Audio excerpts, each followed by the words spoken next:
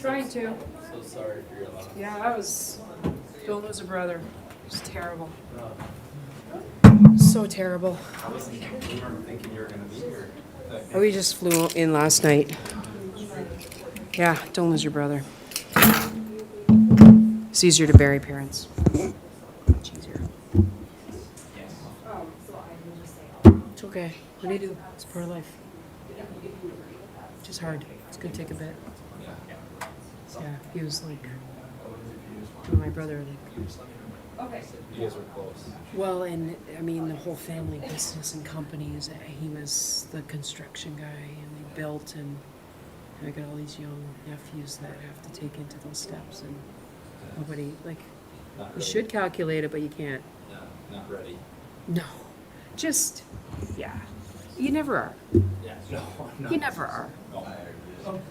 But it's okay. It is what it is. Yeah. It is what it is. It's a nice memorial. Hi, sweetheart. I don't know. There was like 700 people at the funeral home. It was stupid. Yeah. Never seen so many people. How you doing, buddy? I'm alright. How you doing, big guy? Pretty good. Full of energy, it looks like. Yeah. He's a very convincing one. You nervous, Noah? How's it going? Good. You're not nervous. Perfect. Smart boy. No worries. I'll be honest. From my perspective, Does your hockey stuff start soon now? Your hockey camps? I just got back from one Where were you at? down in Blaine. Nice. Was it good? Yeah. It was awesome. Lots of kids. Yeah.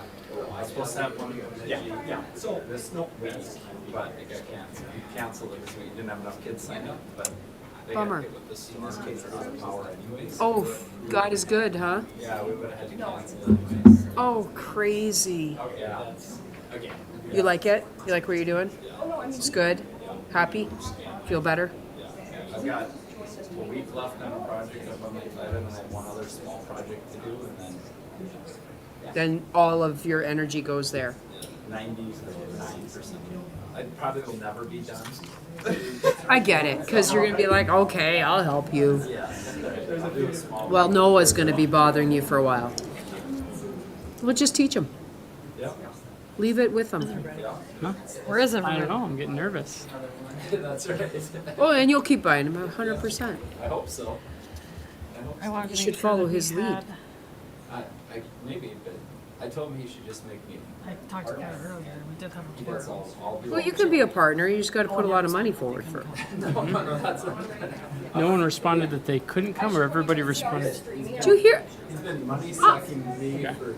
He has not. Yeah, No, definitely he saying is a that. very good boy, and I'll be the first to remind you of Yeah, I that. know you do. You always convince him that I'm evil and. No, I don't. I just am like, listen, listen to me, right? Yeah, I don't know what's going on. I'm always trying to educate him. I want him to win. I want him to win big. Me too. Me too. But whether he wins big or not, it has nothing to do with you. As far as you're getting none of the reward, I'm fully understand. because we talk about that. I'm like, tell him to go. He'll build his own wealth. I fully understand that. No, we're proud of Noah. That's no question. No question. He's done big things, kiddo. He's done okay.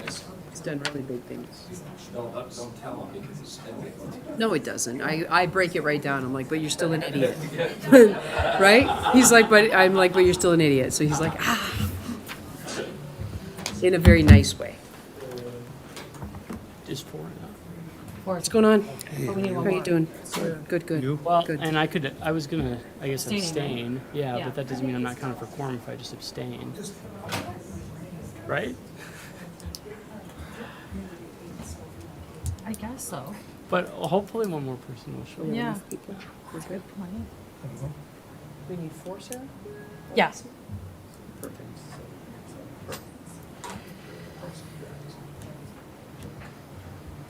We will wait just 1 or 2 more minutes. Give him to- 2 minutes. Yeah.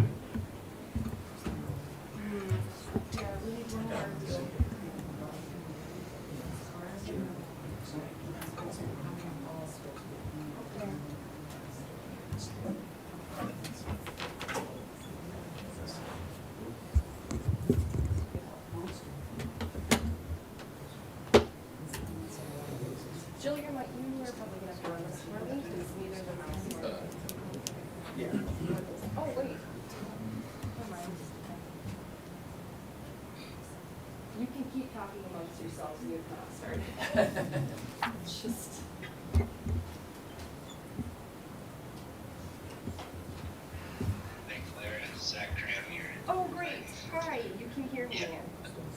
I can, sorry, I logged in and then I had to go use the restroom. Oh yeah, no problem. Just so you're aware, you're on my phone. We can't get our webcam working, so I'm gonna just try to put you somewhere where you'd be near a microphone during your part of the meeting. And then if you need to say something, I'll just try to watch. Okay, yeah, and Sherry Aaron's is gonna be there with Westwood, and I'm really just a backup in case there's any I'm looking questions. right at Sherry right now, so she's here. Perfect. So she'll take the lead for us. If you need me, holler at me. Okay, sounds great. Thank you so much. Yeah, thank you, Claire. You know, I have my name etched in that spot. Here. Just kidding. I said, here. Creatures of habit. I'll be the first We'll to see how break this it. one goes. If it's not, we'll just switch chairs. I could even sit on that side. You of the could. room. That'd be a big That would move. That'd be a very, very aggressive move if he sat over there. Wayne's always been my right-hand man. Yeah. Today he's your left. He's my left. And then I'm... Today you're I'm without- dyslexic I'm and you just- have left and right confusion. All right, we will call the meeting to order. First thing on the agenda is approval of the minutes from the May 27th, 2025 Planning Commission meeting. Do I have a motion to approve the minutes? Motion to approve. Thank you. A second? Second. All in favor, say aye. Aye. Opposed, same sign. Motion carries. Next thing on the agenda is approval of the agenda. We have a motion to approve the agenda. I'll move. Second. All in favor, say aye. Aye. Opposed, same sign. All right, we will go on to our new business. Tonight, we have 5 public hearings.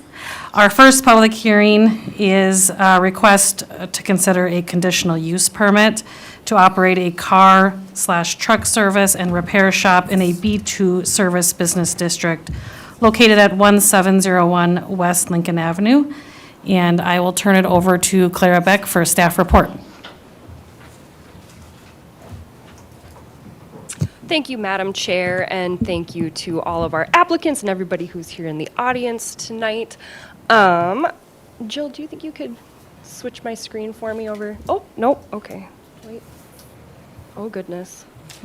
Just to the first one. So your first 2 cases that you have on your agenda, C 2025-3 and the preliminary and final plat for Center Point Addition, those are related items. So they're going to be hopefully reviewed mostly together, but they will be separate public hearings because that is what is required by state law. So first up is our conditional use for this project. The applicants are required to seek a conditional use for the use that is going to be at that location based on the zoning, which is B2.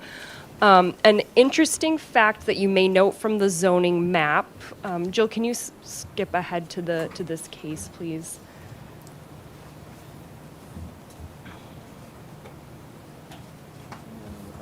One more. Okay. I'll back up a little bit. So our location is the current location of Pine Plaza. Quilter's Cottage has already moved, I believe, but that's where they were located. This site is going to be purchased and redeveloped to be a Le Schwab Tire Center. The lot, as you will see during the platting process, is being split in 2. But the specific use for tire sales, basic car repairs, things that go along with that kind of a use in a B2 zone requires a conditional use permit. So that's what we are doing first here. This site is zoned B2 with a small chunk at the very bottom of the parcel that is zoned R4. This is a holdover from a previous platting process that did not clean up that zoning. So we're going to operate as if that zoning is cleaned up because at our next planning commission meeting, that's what we will do. We will make sure that this entire lot is zoned B2, which is the intent. However, right now, technically our zoning map does show that the very bottom of that parcel is R4. So The proposed findings for this request for the conditional use, all criteria were met by staff review. We did not see anything that indicated that this would be any kind of a dangerous use, a use that would change the nature of the area in any way. There are no historic or any landmarks that are of significance in the area. So essentially, it will be continuing the commercial nature of that use. So staff does recommend the approval of the conditional use with the condition that once the platting process is complete and the lot split is done, that the city be made aware of the new parcel and legal description of the lot that will contain the tire center so that the conditional use can be attached to that. I'm happy to take any questions. We also have the applicants in the audience. So is one of the lots going to just be sold off, or what is the intent of that piece of property? Do we know? I believe it's just for future development at this time. Just development? Any other questions for the applicant? All right, I will open it up for public hearing. If you have any comments to make regarding this application, you can come up to the microphone, state your name, where you live, and you can state your comment.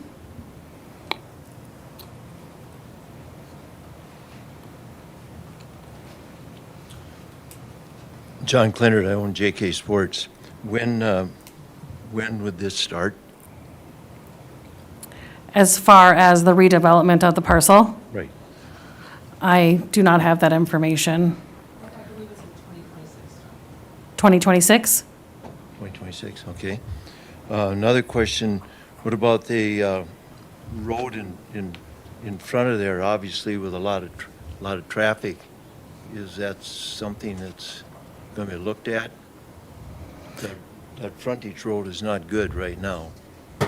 Yeah, that's also a question outside of the scope of the planning commission. So essentially, what'll happen is once we approve and/or deny this application, it would go up to the city council. And the city council has the final authority on it. And at that point, they also are the ones that make the decisions regarding roads. And obviously, there's city roads and county, state, and I would assume that that would be a city road, but I'm not sure off the top of my head. So the council would be the body to ask that question to, I believe. Also address that during the platting. This one is just the conditional use. Yep. So what Clara said is that question also could be addressed during the platting. This is just the conditional use. Okay. So the platting will be the next public hearing, like in just a few minutes. Okay. And I don't know if this pertains to it, but if we are looking at, sewer, water, and that type of thing, I would assume that we would be notified if they have to shut electricity off? Because obviously I can't operate if I don't have power. So would we be notified? I'll let Clara speak on that, but I would assume that the city notifies any businesses that That any. has never happened since I've been with the city, that kind of notification has been, if electricity is going to be shut off, I would assume that Otter Tail Power would let anyone affected know.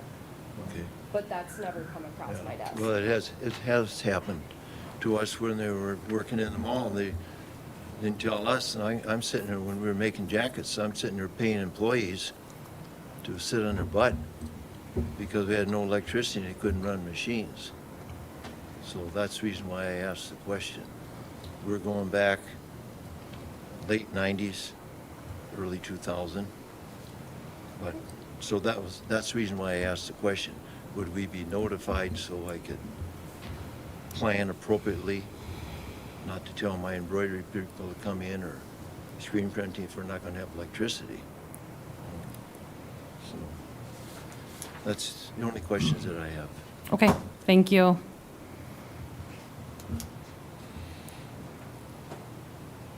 Any other public comments? All right, we will close the public hearing and bring it back to the commission for discussion. Any questions or discussion? If not, someone want to make a motion? I'll make a motion. Second. Make a motion to approve To with the approve. conditions? Yeah, to approve all with a conditional use permit. And you want a second? Yep. Okay. Any further discussion? All in favor, say aye. Aye. Aye. Opposed, same sign. All right. That is approved. We will move on to our second public hearing, which is related, and this is for the preliminary plat and final plat of the same property. I'll turn it over to Clara Beck again for a staff report. Thank you, Madam Chair. Let me go forward 2 for me, Jill. Oh my gosh. Now backward many.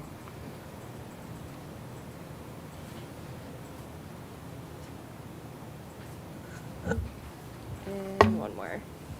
All right. So this is the replat of this lot. As I mentioned during the conditional use permit discussion briefly, the intent is that this parcel will be split into. The applicant is Houston Engineering on behalf of the Schwab Tire Center. And again, we do have representatives of the applicants here in the audience, should you have very specific questions about the platting process. We also have Josiah Rosted with us from Moore Engineering. Moore Engineering is doing the city engineering services for us now, so this will be a nice opportunity for us to get to meet Josiah as well. But from the staff review perspective at 1701 West Lincoln Avenue, they have been approved to move forward with the preliminary and final plat.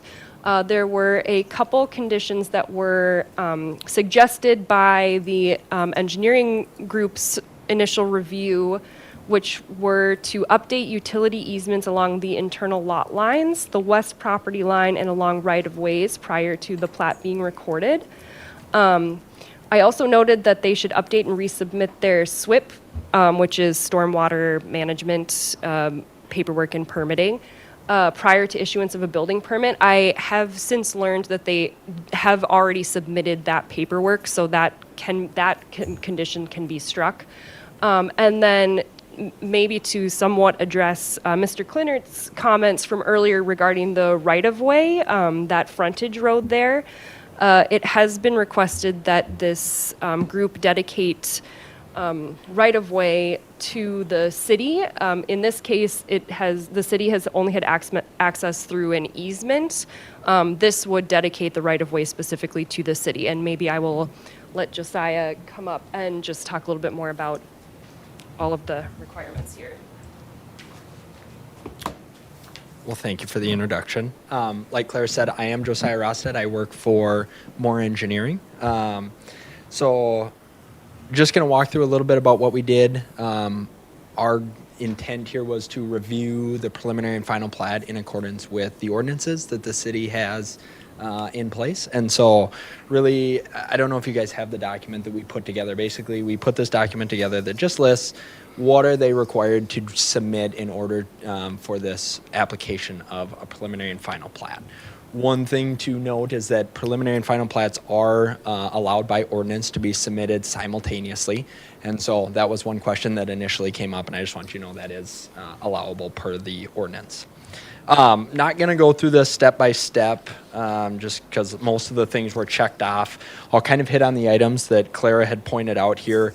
A couple of the items, like the pedestrian ways, utility easements, according to the ordinance, they do require them along all of the property lines and somewhere in 10 feet along certain roadways and somewhere 5 feet each side on interior lot lines, stuff like that. And so along with the frontage road, as Claire mentioned, that was or currently is just under an easement that the city has access to. And so as a part of this process, as they're going through here, we recommend, again, it doesn't have to be, but we recommend that that is something that at this point would be kind of cleaned up so that when road infrastructure, utility infrastructure does need to get completed, the city has the right to do that. Now you do in an easement, but typically within your public right of way, it's easier to manage some of that. I do want to note that we did receive an updated preliminary and final plat from the applicant that already included that information. And so I don't know, Claire, has that been sent to everybody? I know that came in. It is in hard copy on their desks. Okay. So, yes, all of the items that were mentioned here, even as recommendations, most of those have actually been updated prior to this meeting. So, with that, yeah, outside of that, everything else was included, and so I don't really have a lot to say on this one. So, appreciate your time. Thank you.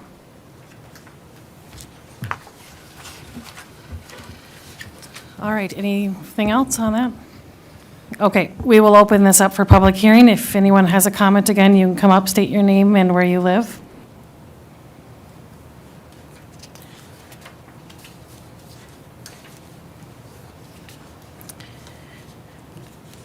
All right, without any comments, we will bring it back to the commission for discussion.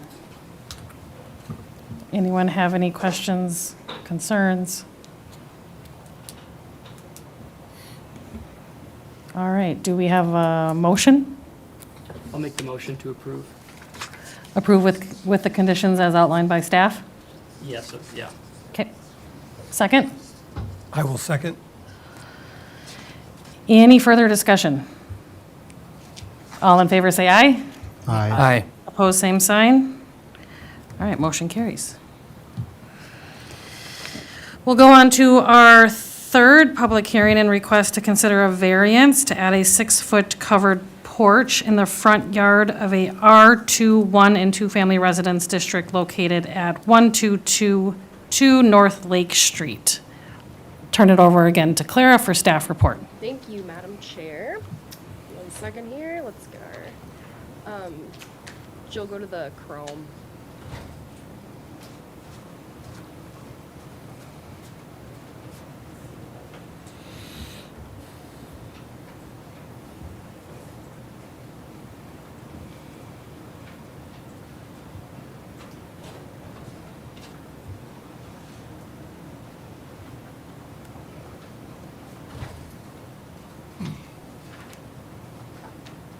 All right, the case before you here is a variance to allow for a 6-foot front porch to encroach into the front yard setback of a home in an R2 zone. Per city code, we require that there be a front yard of up to 30 feet in our residential zones with new construction or newer plots that have been put together. However, this home was built in 1910, which was well before our zoning code. So already it is further forward toward the street than you would maybe see with a newer construction home. So basically anything that the homeowner is going to do to this home is going to encroach into that front yard. So the request is for a variance to allow for a 6-foot covered porch to be placed on the front of the home. That would also shift the front door of the home from the side, where you can kind of see it there off of the driveway, facing the street.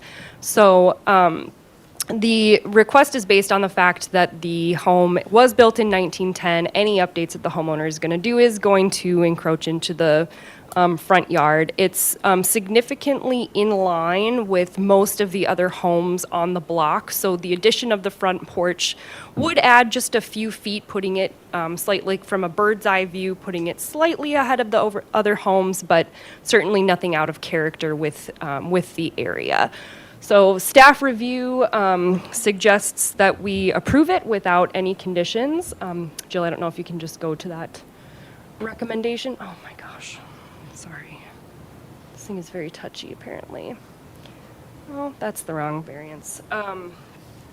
We'll ignore that. So the request is to approve the variance to allow for a 6-foot covered front porch in the front yard in an R2 zone for 1222 North Lake Street. And we do have the applicant in the audience should you have any questions. Thank you, Clara. We'll now open this up for public hearing. If you have any comments, come up and state your name and where you live, and you can provide your comments.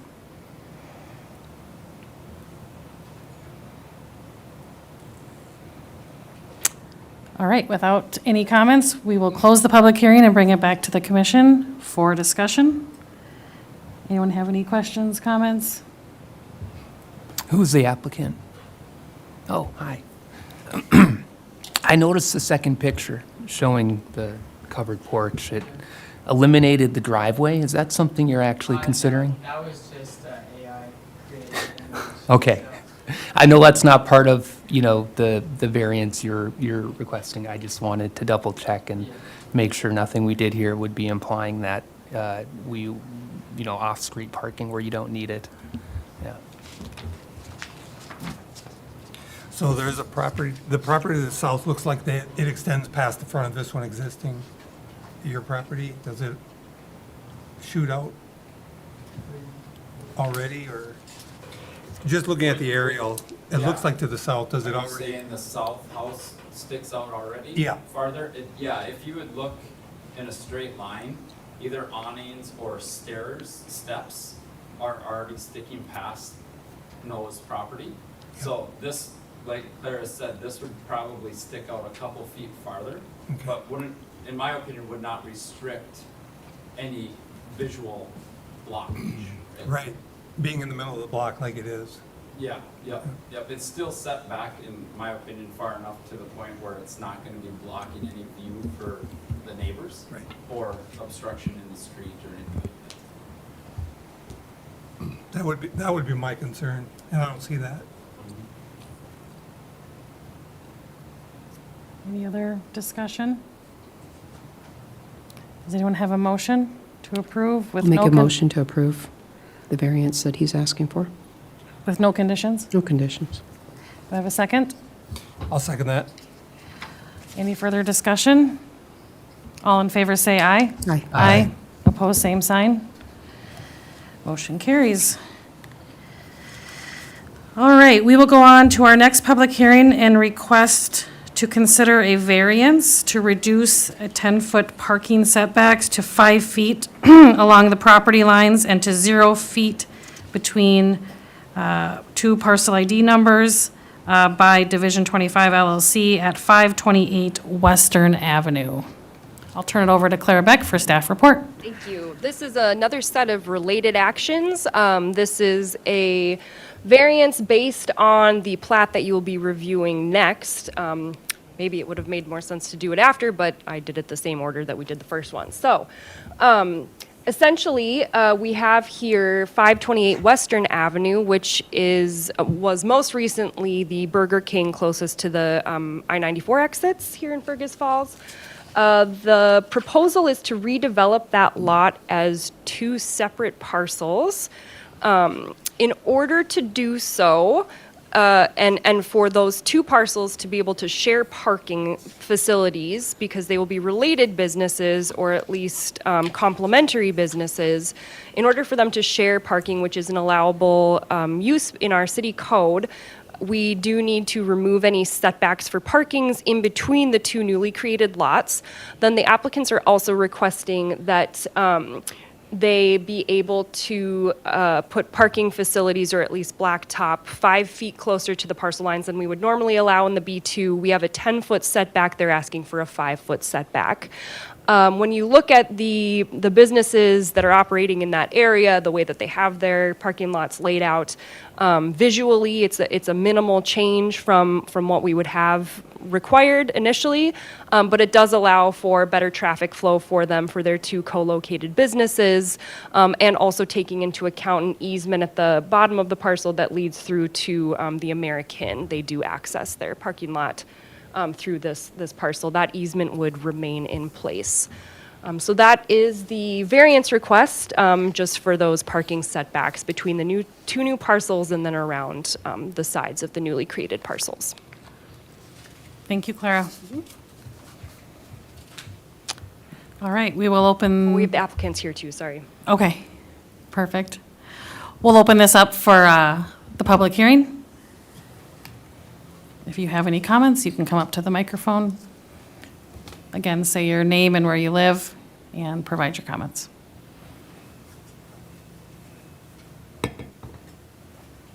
All right.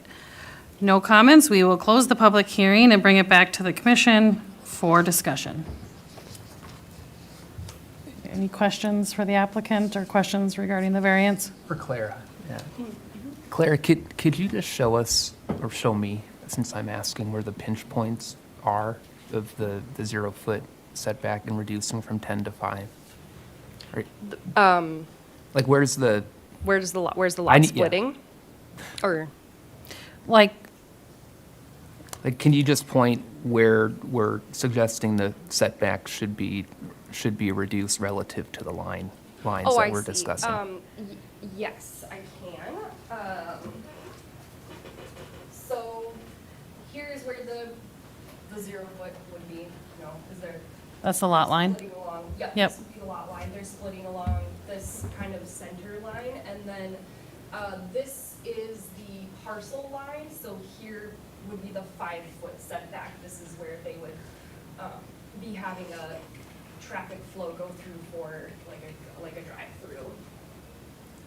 Okay, and this is, so north is up, south is down, Yep. correct? Okay. Yep, and then similarly on this side, this darker line is the parcel line, and then likewise, a 5-foot setback. Obviously, this is an entrance there. so Okay. there'd be- Does that help? That helps. Yeah. If I'm not mistaken, there's something of a slope that's on the east boundary line anyways that goes up to the hotel, right? Yeah. Thank you. Yep. Does this replotting require any stormwater considerations? Well, the plat's the next, That's right, that's right. yes. So maybe. This is a variance, yep, you're right.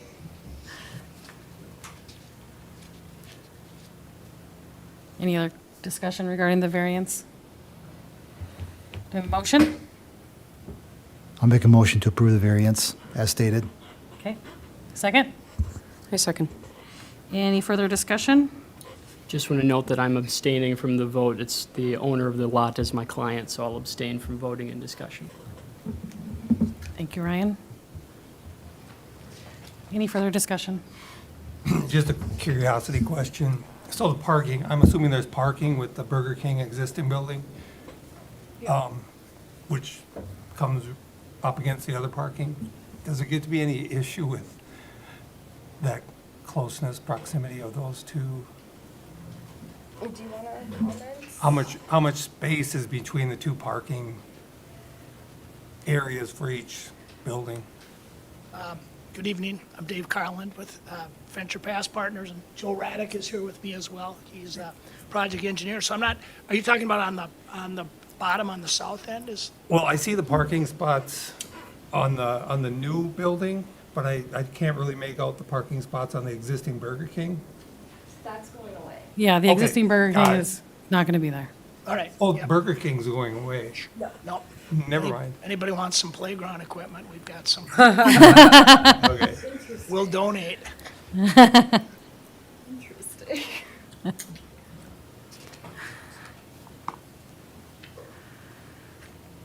Any other discussion?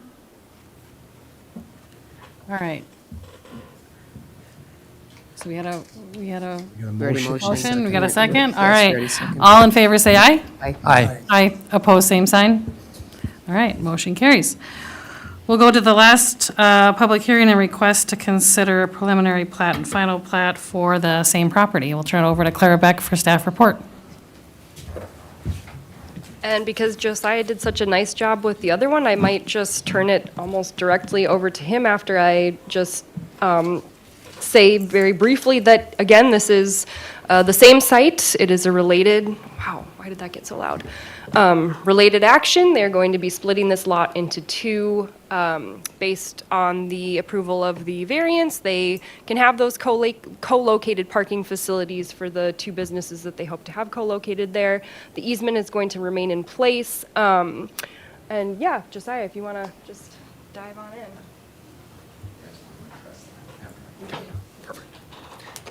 Well, thank you again. I'll go through a very similar preview here for this site. So overall, they did submit everything that they were required to.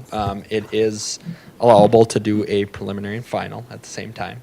One of the big things we talked about was that variance that passed. I do want to note the existing Burger King is actually, their parking was closer, and so they are making it better as a part of this project. So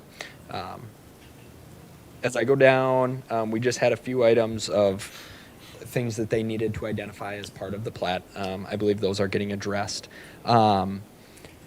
I heard the question about stormwater as a part of this process. So what they will need to do is they will need to apply for a SWIP permit because they are disturbing more than 1 acre of land. They do not need to provide stormwater management as a part of this project because they do not produce more than 1 acre of additional impervious on top of what's there. Obviously today existing, it's all asphalt for the most part along with the building. And so that is not a requirement of this development. So I just want to point that out. We did note that in our review as we were going through that. Outside of that, one thing, and I'm actually going to call them up here to just kind of discuss their plan here. We identified they should have a 5-foot interior utility and drainage easement between the properties. And I guess I'll let them just give a little explanation on that one as to, it sounds like you guys are hoping for a variance on that. So I'll let them explain that and then leave it up to you. Thank you, Josiah. Again, Dave Carlin, thanks for having us. I didn't get a chance to say hi. Great day to drive up here, and we've got another project that's almost identical. We're doing in Alexandria, so we're having fun in this part of the country.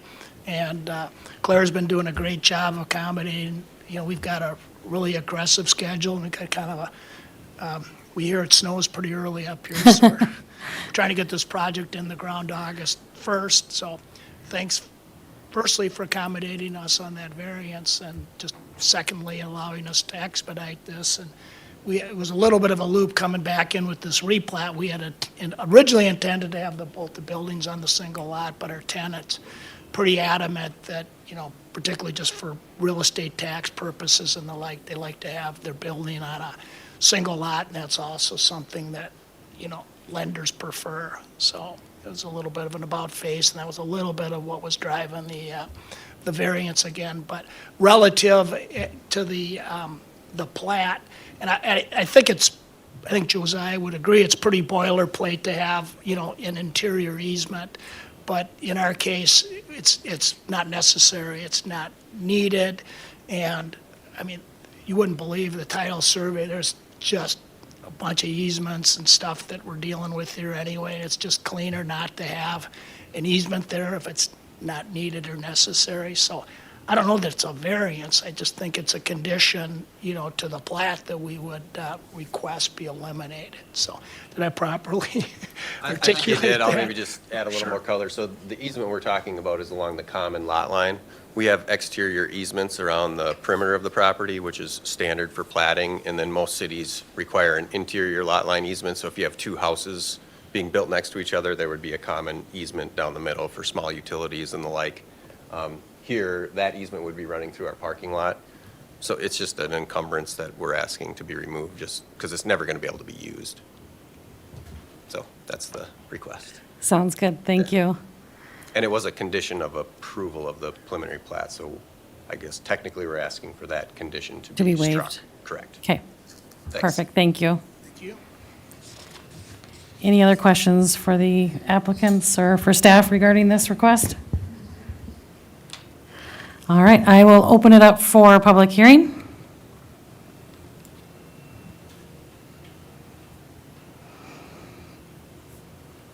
No comments. I'll bring it back to the commission for discussion.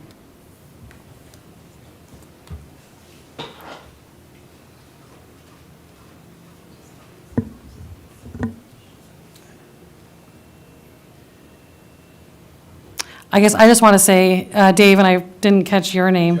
Joe, thank you for choosing Fergus Falls and developing a property that is much overdue to be developed, so appreciate it. I'll just note that given that there's already easements on the two of the exterior plot lines, I don't see an issue with not making them have one in that interior plot line.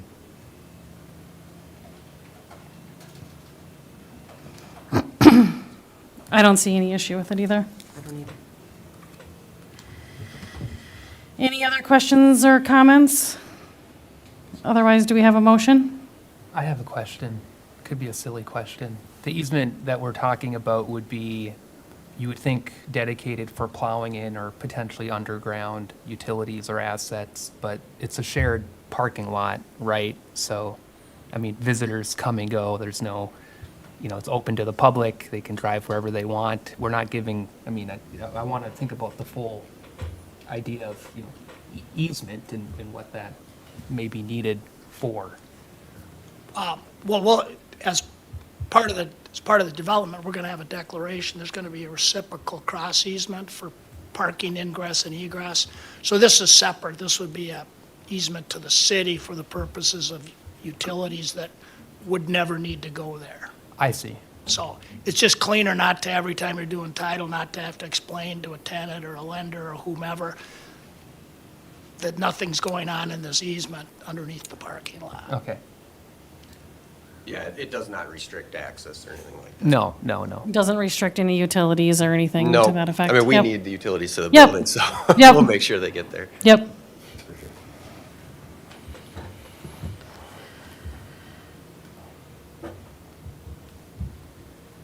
All right, do we have any other discussion, or someone want to make a motion?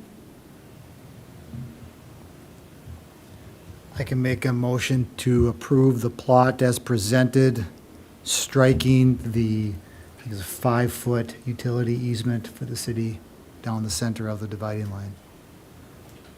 So I think it would be approval of the preliminary and final plat Correct. for the property with no waiving the requirement for an interior lot line easement. Correct. Better said, Sarah. I second it.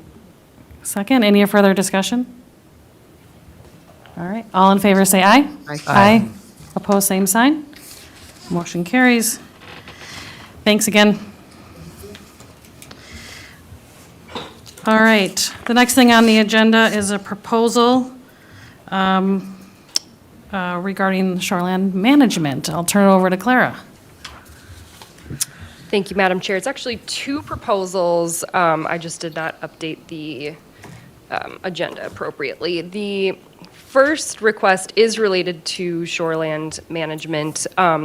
We've been working on those updates with the DNR for, I don't know, it feels like going on forever now, and just the back and forth that's required, along with the consistently being added changes that the DNR is sending.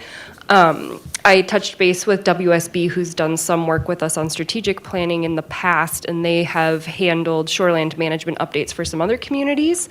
They have provided a proposal to finalize our shoreland management updates with the DNR, and then get us to a point where we can do the final public hearing and accept those changes at the council level for a not-to-exceed amount of $5,000.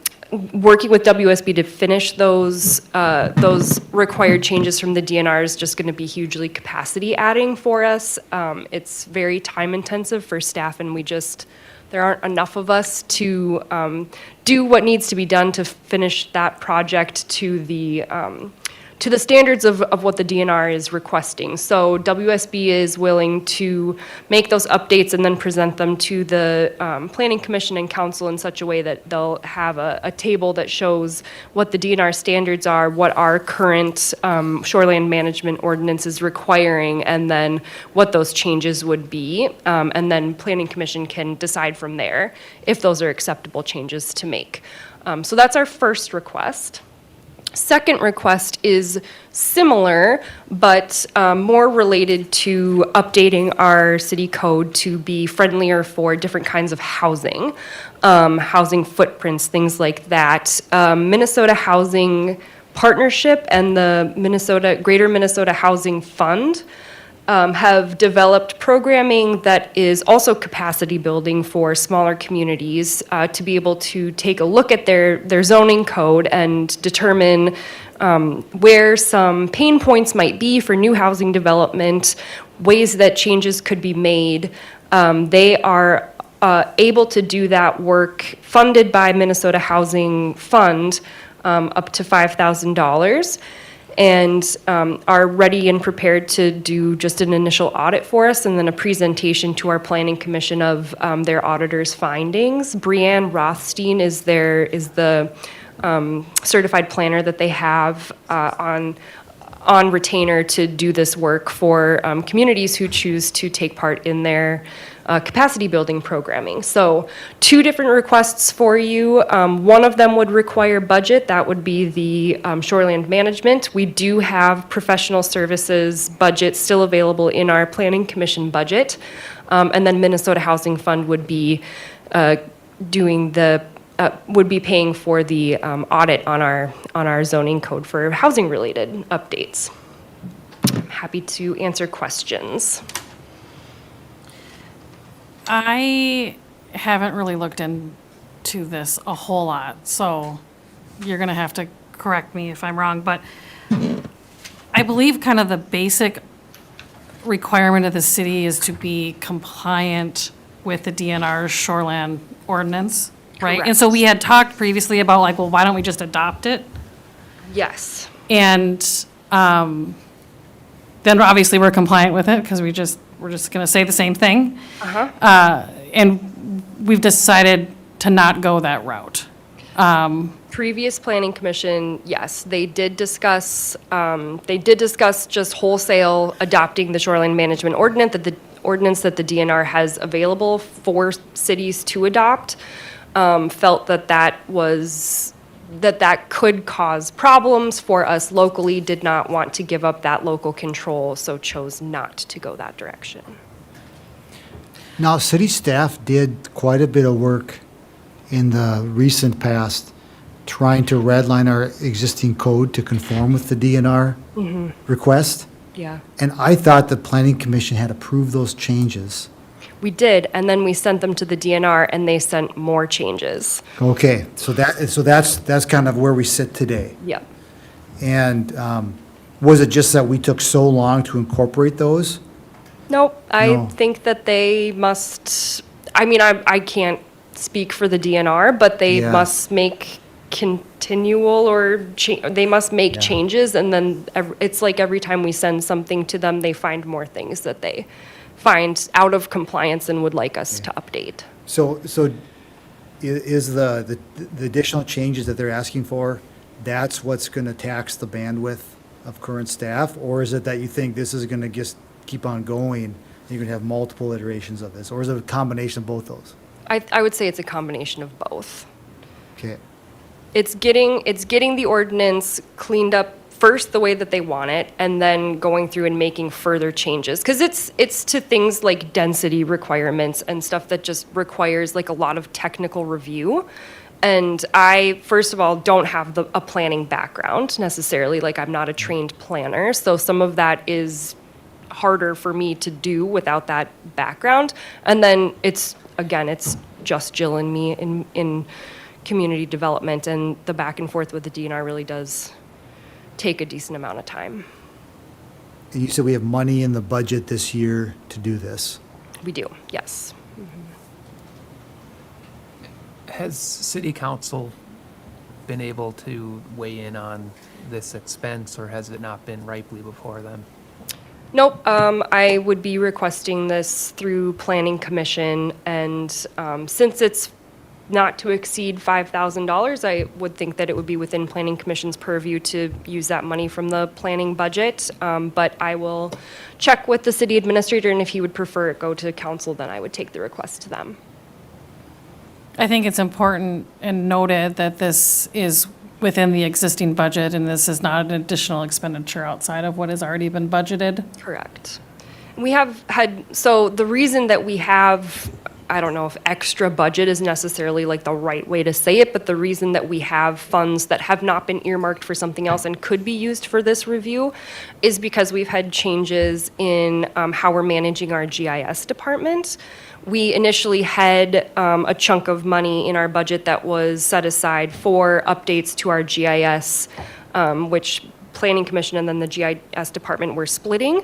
But now that we've shifted from in-house engineering to using more engineering, a lot of our GIS needs are being met through that partnership. So that's where that money is a little bit more flexible now.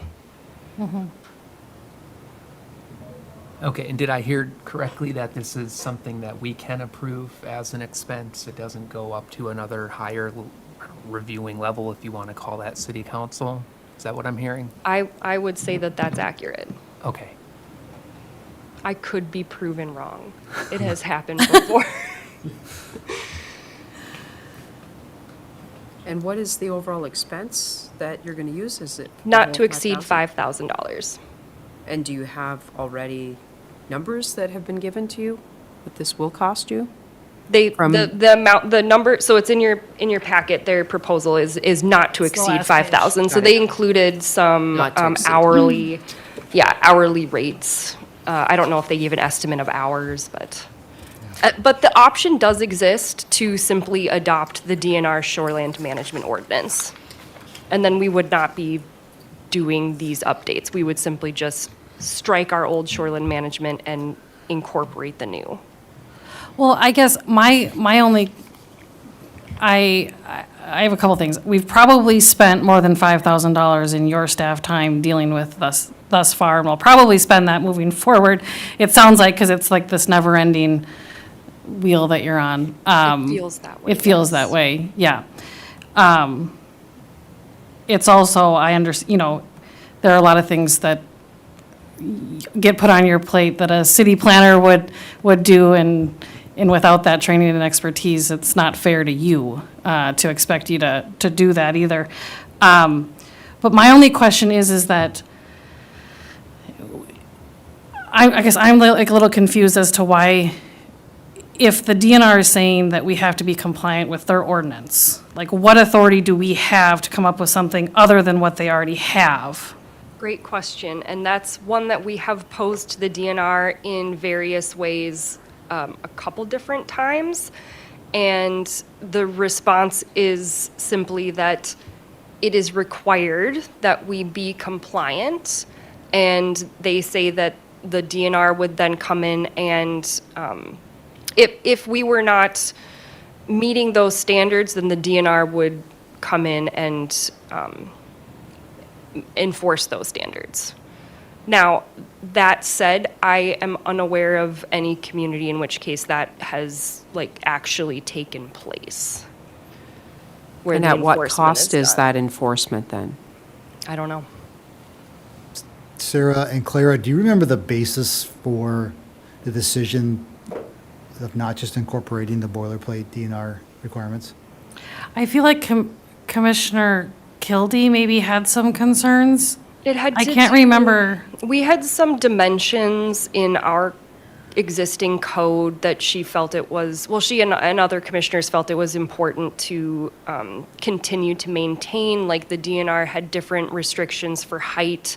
We wanted to be able to have more flexibility with the height of a building, that sort of thing. So it was more of a resistance to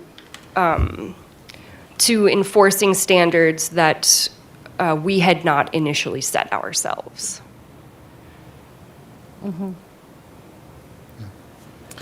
I guess my thought is that I support this request, but I would like to take, if we possibly could, maybe one more month before making a decision on it. Okay. And I will take it upon myself to maybe educate myself a little bit more about what the city's requirements are versus what the DNR is expecting of us. Sure.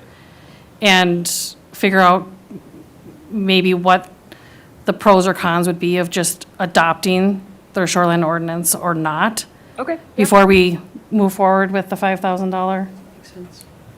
I don't know. Thoughts? Or we could just go forward with it too. I just don't know. Part of the review that WSB would be doing is pointing out exactly where our code differs and where the DNR would be requiring that we make changes. So they would be pointing out those Those, pieces that we would be hoping to maintain. And then it would be up to us at that point to decide, you know, do we continue to maintain the requirements that we had initially set, or do we adopt what the DNR is requiring and then kind of go from there and decide, you know, does that concern us, that the DNR could come in and enforce different restrictions? Has anybody reached out to Virginia Mountain Iron? She references them in her letter. No, I have not. Because what would be different for them than it would be for us? Zoning codes are different So- everywhere, but yeah, I don't But from know. the DNR's perspective. Oh, that's for the housing one, the housing audit. That's the second piece of this request. Oh, okay, gotcha. So it would be, I would be in favor of approving the 5,002 with some assurances from DNR that they're going to give this their final and best look at it and not Okay. come back with, oh, by the way, we want this too. And I don't know if it's even possible to get that from them. we don't have any control. We don't, over I the know we don't have any, DNR, I know, unfortunately. so that's the hesitancy, right? It's, we're spending money to do things that are, at the end of the day, we're still gonna be out of compliance with. Well, I mean, they have experience doing this. Yes. Yeah, Yep, and they've they done know it. what they're doing. And so I think maybe I have a little bit misunderstanding is that it's not just, you have to be compliant with our shoreland ordinance. The DNR has certain things that we need to be compliant with. So what they would do is essentially look at our existing Yep. and piecemeal in. Yeah, and they would do all the formatting, like just the technical pieces of it that is so time intensive Yeah. for us locally. Yeah. So whether we spend it locally or we hire someone, there is really I mean, it's no other either I avenue? take like 2 to 3 weeks of my Right. normal time and am the one that does this, and then I can't answer people's questions about garages all day, or, just kidding, I do other stuff too. I think, like I said, we've probably already spent $5,000 in your time, and we're going to spend that moving forward. The fact that we don't have a city planner, that this isn't within Clara's expertise, that I have empathy for you. I have things on my desk that aren't in my expertise, and it's, yeah. Sarah, do you still feel like we need to push this for a month? I'm This is- reconsidering after. It's June right now. Yeah. And if you give someone a couple months to do the review and submit the DNR and have a little back and forth, we'd be getting close to the end of the year, I would think. I would just approve the, up not to exceed 5,000. Yeah. Is that a motion? Yes.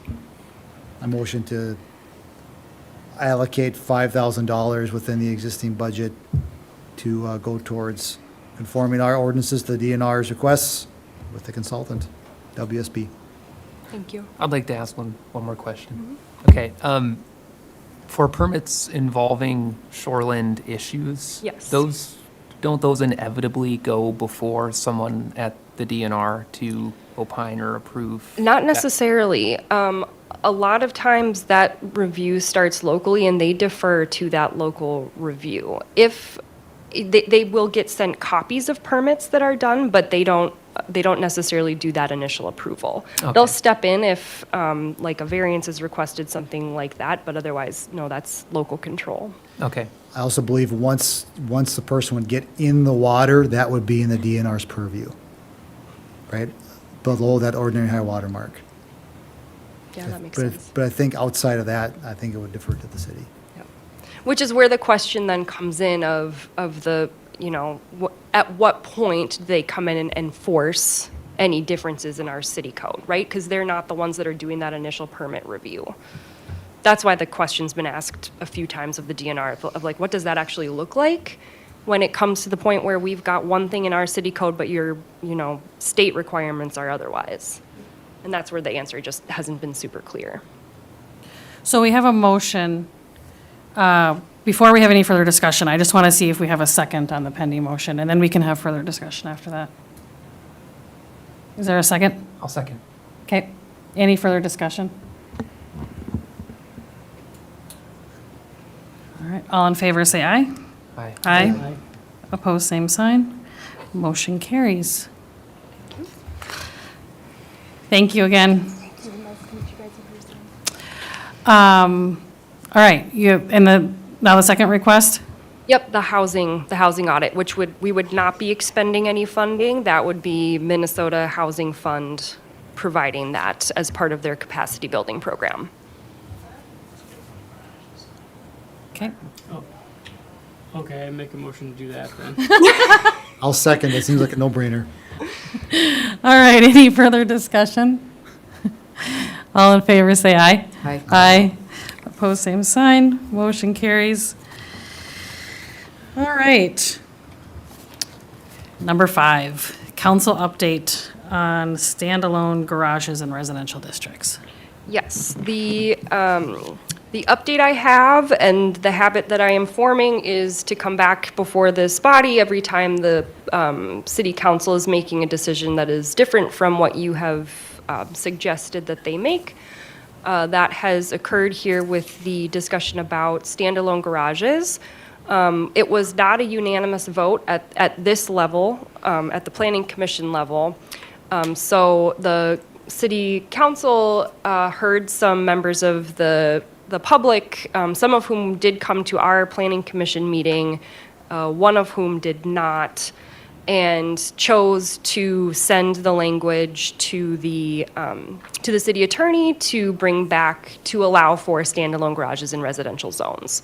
There are not really, there wasn't a lot of direction given, so I think there will be several more meetings worth of back and forth about what that actually looks like ending up in our city code, but that's where we are today. It will not be sent back to this body. Council very clearly sent it to the city attorney to do that work. But I figured I would give you an update since it was based on your recommendation. So the nature of that work, would that be to develop an overlay district, or what was those marching orders? I'm just curious. The motion that was made, and I don't have the exact language in front of me, but it was to send to the city attorney a request to allow standalone garages in residential zones. They may have even indicated R1. I am not positive. So it was very broad. So there was some discussion similar to this group about using conditional use permit, but I do not believe that language ended up in the resolution that was made. In the future, is that resource, I would assume that resource is open to us. If we wanted the city attorney to draft a certain ordinance, we could request the same? I would guess so, yes. Yep, the city attorney represents this group as well. Yep. So then in terms of process, that's going to go right back to the council, and it will not be before us for further consideration. Is that right? Correct. Depending on how it gets put into city code, you would be the approvers of any conditional use, but again, without that direction, I don't know what it's gonna look like. I'm in contact with Rolf, the city attorney. I sent him the work that the planning commission had already done, so he has that on file and can reference it. But it will come down to, I guess, what the council decides they would like to see added. Well, if anything, because Ralph is drafting a proposal that'll go back before, they've already discussed this at 2 committee of the whole and council meeting, right? Mm-hmm. And it isn't unanimous at the council at this point. They haven't approved any additions or anything like that, so we truly don't know anything about what it's gonna look like at this point. Right, true. Mm-hmm. Yeah, from what I recall was Ralph Nicklemo was directed to draft an ordinance permitting it, but the method on how to get there, and even permitting, using the word permitting is a stretch, but on how to get there was left wide open. right? Yep. So he, he would come back with something that says, I don't know what, right? Because, it's like a client coming to you, say, I need you to draft me a contract. What does it need to say? Just make it happen. Just kind of, yeah. Yeah. So- Yeah. And he's being paid to do that, right? And he may have to go back, they'll debate it again, whether to do a conditional use permit or not. And then there'll be another iteration of that, and that'll be expense, I believe, correct? Yes. That's how it would probably go. And there would be readings of it at the council level and an opportunity Two readings. for people to make comments about it. We do not require, as part of our ordinance updates, a public hearing, so that would be at the discretion of the mayor to allow for comment. But they could come and talk at open forum. or- Yes. Yep, Yeah. If it's not on the agenda. yeah. Yep, so that's the update. I will keep you guys informed as best I can as that continues, just because I do think eventually you'll see something back in front of you. In conversations that have continued beyond the council meeting, it does seem as though they are also interested in adding some other bits and pieces to the code that I think are going to overlap with the housing audit that we are going to be embarking on. So I will be interested to see what the connection points are and how we can best continue to have this group be serving the council and have that back and forth.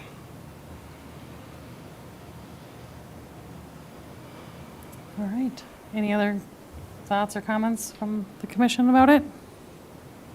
Well,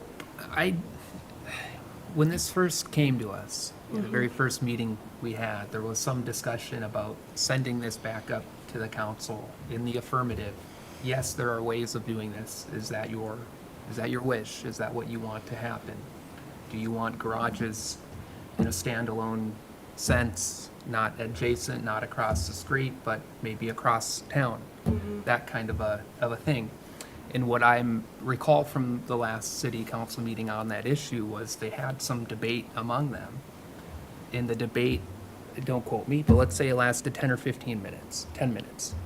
They, came to a conclusion as to what they wanted, which was to have standalone garages, not quite on how we're going to get there, but they approved it. And prior to that, there was a couple months, I think, where this sort of got bounced around, in this group, right? Several months, a lot of debate. And it felt to me, I think that process could have generated information for the council. Their constituents were probably reaching out to them, perhaps, we don't know that.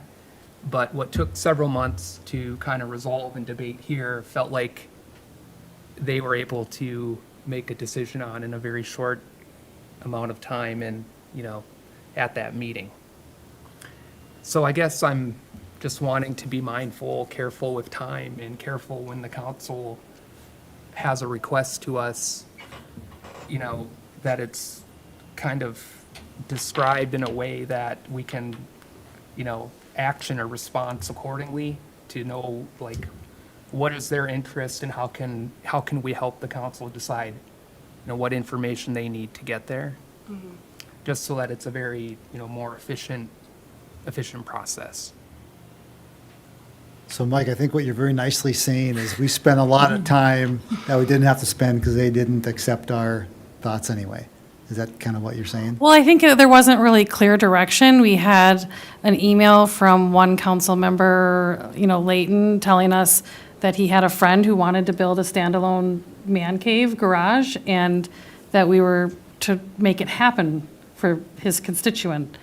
And outside of that, as we explored that, as you know, you were the one that drafted it, there are all these other issues that come up, right? That it's not as simple as just allowing someone to have a standalone man cave garage. When you're looking at the whole of the city, so it would have been, I think what you're saying is it would have been nice to have some clearer direction from the council. And, it was at the end of this process, the last meeting too, when we had any real feedback from any landowners outside of this one situation. And again, I always stand behind, I never think it's good to make policy changes to make it fit for one certain situation when you're not looking at the whole, like all the different factors that could impact your decision. So I still don't think it's a good idea. I think there are a lot of cities that don't allow it for very good reasons. I think, but. Well, and to, oh, I'm I was just sorry. gonna say, this is an issue that has some first blush appeal, and only by going through that whole process, I mean, people have changed their positions and changed their Right. minds, and I don't even think, in the amount of time that it's been up at the council level, like, I think you could have these different council members with each a different conception of what it even means. Because there's, even amongst the people, in the city, there's like, well, what if it's just a one-off for when my lot's too small to build a house? What if it's just across the street, because that's where I want to build mine? Well, I want to build mine 250 feet away, so maybe 300 feet should be the limit. So there's just a slippery slope on that stuff, but. Well, and something that maybe kind of to Mike's point, but maybe like a counter is I think the reason that the conversation happened so quickly at the council level after they got our recommendation is because they didn't do all of that background thinking about, well, what happens if we do an overlay? What happens if we do conditional use? Because as we see, they have given no direction to the city attorney. They just said, put this in code. Well, how do we get there? So I think that's one of the reasons that conversation had so quickly is because there wasn't that deep work that went into it. Can So it may still get to that point. we make us just a informal suggestion to the council that, or at least provide them access to the comments that we did receive during our process, like Habitat for Humanity letter and those others? I did give them all. Okay, you did, 'cause I guess gave for- them all the minutes Yeah. from the discussions that we had, the draft language that had been put together, the Habitat letter. Okay. I think that's everything I stuck in their Well, and the packet. public hearing comments too, where, there's Yep, there's included all speakers the in favor as comments. well, but I guess for the sake of the folks who submitted those, if this is now with the council, we should make sure they have that information. Okay.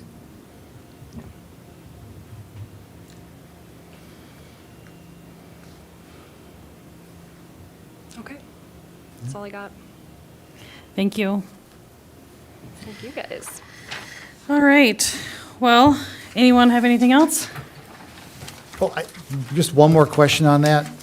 Now, does the council ought to provide a basis to our commission on how their decision would ultimately differ from our recommendation, correct?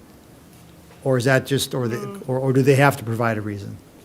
I don't think they have to provide Okay. a reason. As opposed to like some sort of a variance approval or something we make findings on. This is just purely a recommendation that they can take or leave. Yeah. Okay. Yeah. Sounds good, but yeah, maybe to Mike's point too, I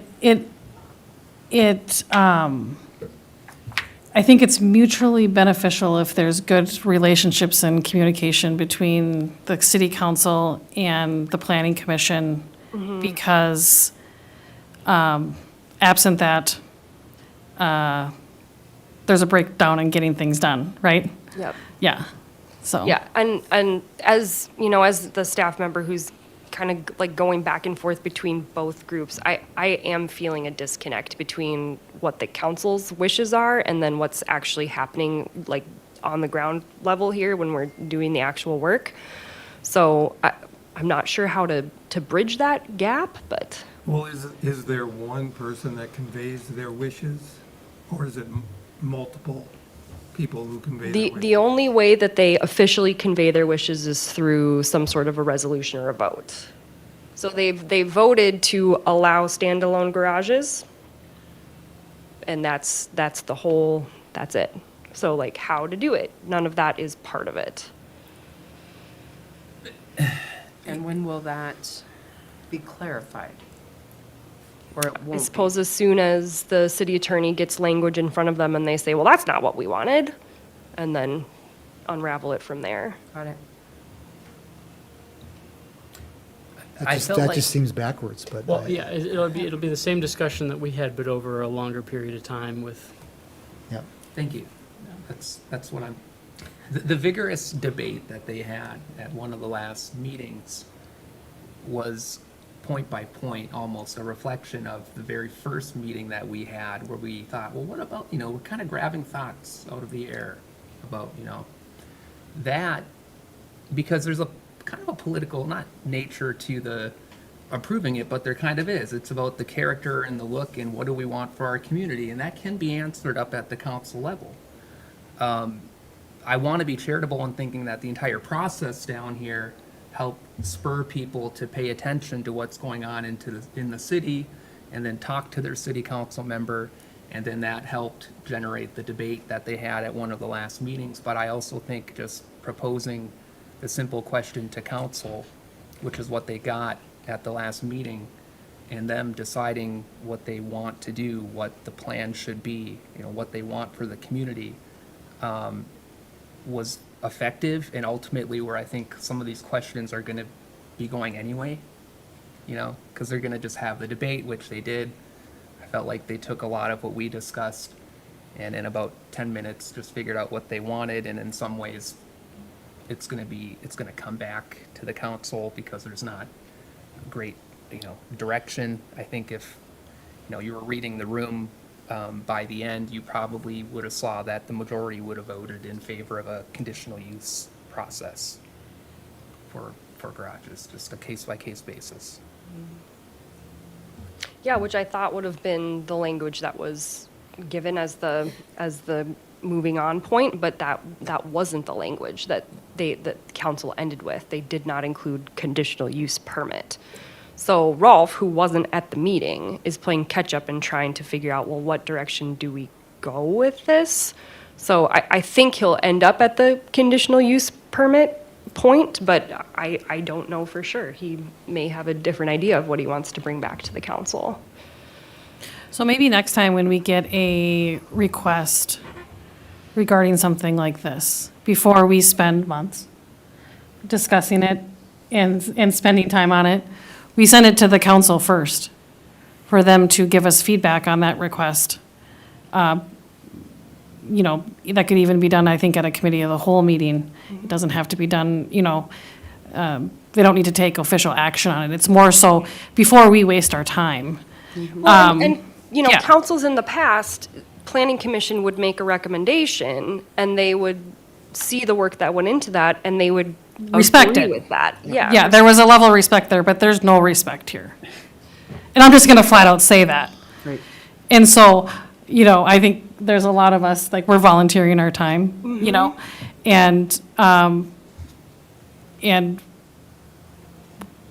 I don't, I appreciate you so none of us want to much. waste our time, and I think there's just it's frustrating, from our perspective, is that it was very rare for the city council in the past to make any decisions that did not follow the recommendations of the planning commission, because we are the ones that are supposed to be doing the grunt work, that are supposed to be doing the background work to make sure that we are providing sound recommendations to the council. But obviously, there's been a track record here where they do not take our recommendations. And so that's kind of where my prior comment was. It's like, how do we address that issue as a whole? And I think maybe going to them first on some of these issues before we spend time on them to get direction from them, which seems a little backwards, but it might be necessary here when you have this type of city council. Is this a discussion that we can invite Rolf to a meeting where we can, kind of dig into what recommendations he's going to bring to the council? We can ask him. Yeah, and I think it's maybe just conversations, like members of this commission, you can have conversations and express your frustrations and concerns with city council members and figure out how do we make this relationship better, so that we're complementing each other and that there is a level of respect there and, Yeah. yeah. So Jason Burns, the young man that was here the night we discussed all this, I had heard through the grapevine that he, I don't know how, but received permission to put his garage up on his vacant lot. No, well, That's what I had heard from a reliable source. we don't currently have, still don't have, I mean, I think, So if that is the case, I mean, we just don't have any credibility at some point. there is a lot of misunderstanding about city process, that training and time on the city council should be helping our council members with. But, I mean, as we've seen from council members who join us here, that learning does not seem to be happening. There's a lack of understanding from city council members themselves on what the process is. Yeah, so they may truly believe that because they have told the city attorney to put something in the city code, that means that it's legal now, not remembering that there's an entire ordinance updating process that requires notice in the newspaper and for the reading to happen over 2 meetings before it is actually a legal thing that they have done. Could have been a misunderstanding by Jason or whoever, but, That's also possible. Yeah. All right. Well, You guys do very good work. I appreciate all of you. Thank you. we appreciate you, Clara, for sure. you. With that, I'll make a motion to adjourn. I'll second that. All right, adjourn.